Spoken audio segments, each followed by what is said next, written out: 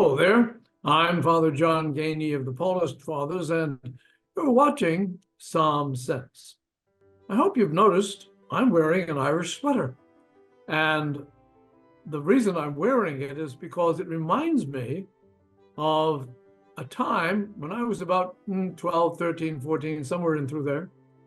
And our family was going to South Boston on March the 17th to celebrate St. Patrick's Day.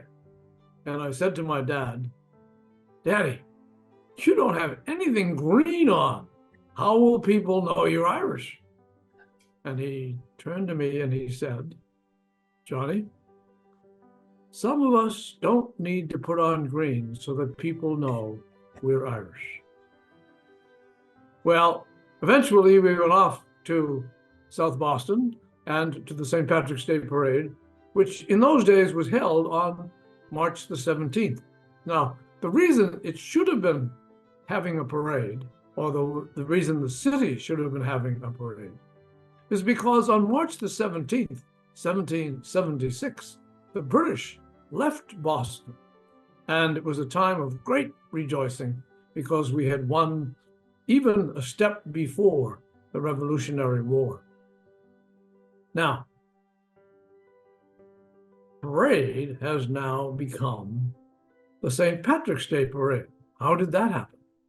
I don't really know, but I suspect the reason it happened is because the Irish flooded South Boston and that road that leads to City Point, where the British left from.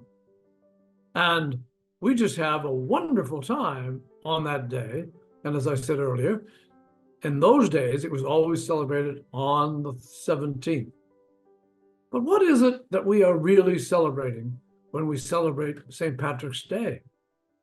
Well, clearly, St. Patrick was a saint of the Irish people. Now, he was not an Irishman himself. In fact, the reason he first went to Ireland is because he was taken by traders who brought him over to Ireland and sold him. So he lived in bondage for a number of years. Then he escaped. Long story, we won't tell it. But he went back to his native countries and became a priest, a Roman Catholic priest. Now, at that time, all the Irish were pagan worshippers. And Patrick went back to the country because he loved it and the people. And he began the evangelization process of bringing all the people to Jesus. And he did that very, very well. So much so that the island is basically Catholics, even though there is a large population of Protestant people. So St. Patrick was a great evangelizer. And he was a great, also, mystic. He was a person who prayed a great deal. And in his prayer, he kept the people of Ireland in his prayer that they might eventually become Catholics. And so it went.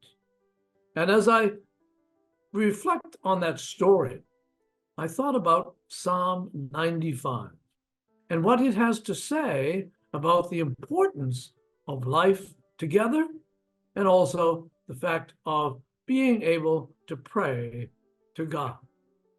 And so Psalm 95 says to us, "Come, let us ring out our joy to the Lord.